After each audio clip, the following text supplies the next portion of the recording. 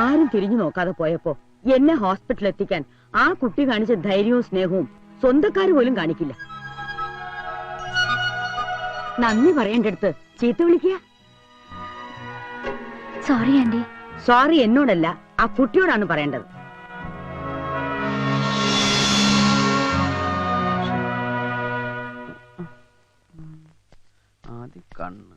അല്ല, എന്താ നിന്റെ ഉദ്ദേശം? ഞാൻ എന്റെ പപ്പിയുടെ പടം വരയ്ക്കുന്നതിനെ കുറിച്ച് ആലോചിക്കുക. അതിനെ നിനക്ക് പടം വരയ്ക്കാൻ അറിയോ? ഇല്ല. ഇതിനു മുമ്പ് വരച്ചിട്ടുണ്ടോ? ഇല്ലേ ഇല്ല. പിന്നെ എങ്ങനെ വരയ്ക്കും? അതല്ലേ എങ്ങനെ ഒരു ചിത്രം വരയ്ക്കാം എന്നതിനെ പറ്റി ആലോചിക്കുന്നത്. അനിയൻകുട്ടി, ഈ കൊലക്കുറ്റത്തിന് എന്താ ശിക്ഷ? ചുരുങ്ങിയത് ഒരു 10 വർഷം. അപരാധി എവിടെയോ സന്തോഷിച്ച് നടക്കുമ്പോ നിരപരാധി ശിക്ഷയും കാത്തു കിടക്കുന്നു. പാവം, ആ വണ്ടി ഇടിച്ചവന്റെ തല പൊട്ടിത്തെറിക്കണ എന്റെ പുണ്യാള.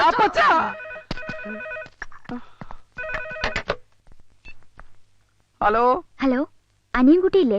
ഞാൻ ഹോസ്പിറ്റലിൽ നിന്നാ. ഹോസ്പിറ്റലിൽ നിന്നോ? ഒരു മിനിറ്റ്. നിനക്കാ. ഹലോ.